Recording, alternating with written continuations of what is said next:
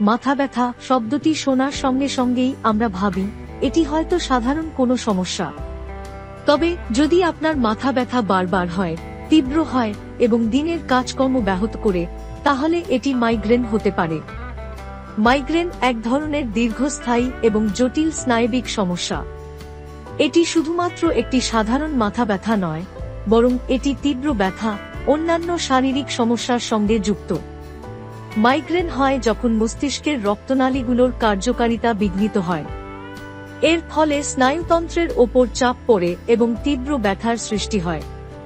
গবেষণায় দেখা গেছে মাইগ্রেনের সঙ্গে ট্রাইজেমিনাল নার্ভ সিস্টেম, মুখমণ্ডলের স্নায়ু এবং সেরোটোনিন এক ধরনের নিউরোট্রান্সমিটার সরাসরি যুক্ত।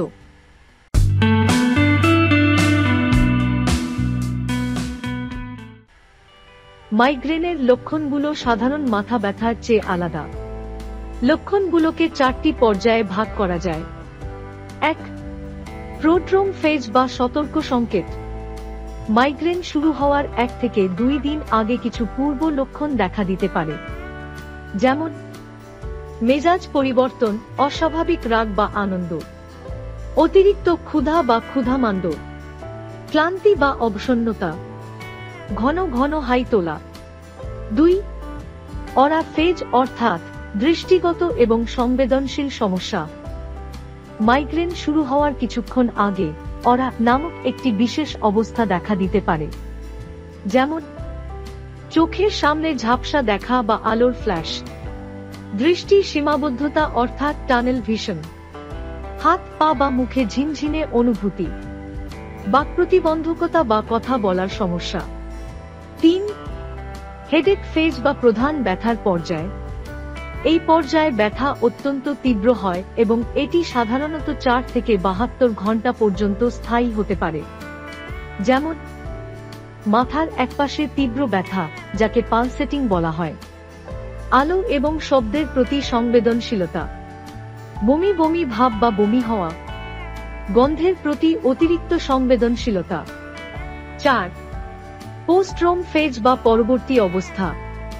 মাইগ্রেনের ব্যথা কমে গেলে 1 থেকে 2 দিন পর্যন্ত ক্লান্তি বা বিষণ্ণতা অনুভূত হতে পারে।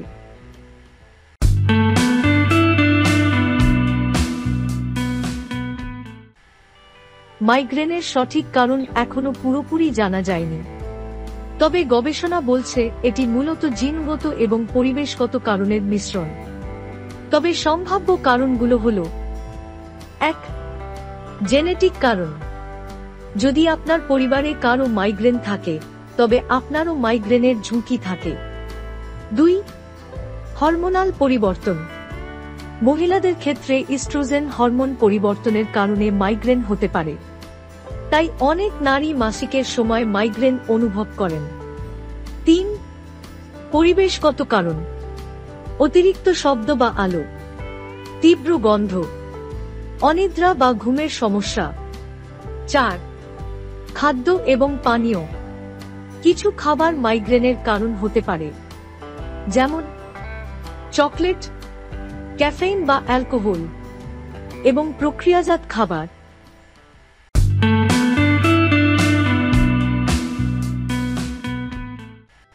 এবার আমরা জেনে নিব মাইগ্রেনের ধরন সম্পর্কে। মাইগ্রেনের বিভিন্ন ধরন রয়েছে, যার মধ্যে উল্লেখযোগ্য: 1. Migraine with aura. 2. Migraine without aura. 3. চক্রাকার মাইগ্রেন। 4. Hemiplegic migraine.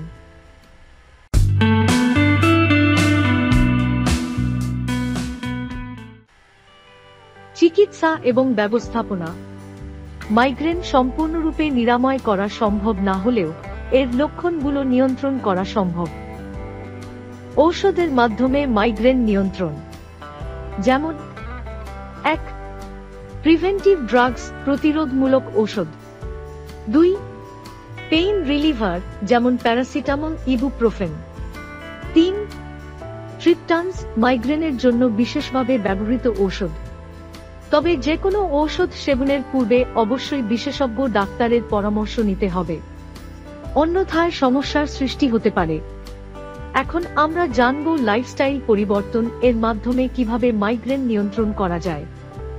1. নিয়মিত ও নির্দিষ্ট সময়ে 7 থেকে 8 ঘন্টা ঘুমানো।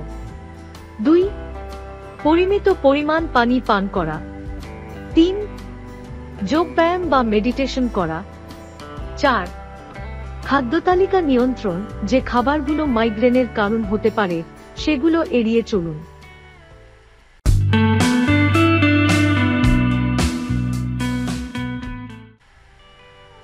এবার চলুন জেনে নিই মাইগ্রেন প্রতিরোধে করণীয় কাজগুলো কি কি।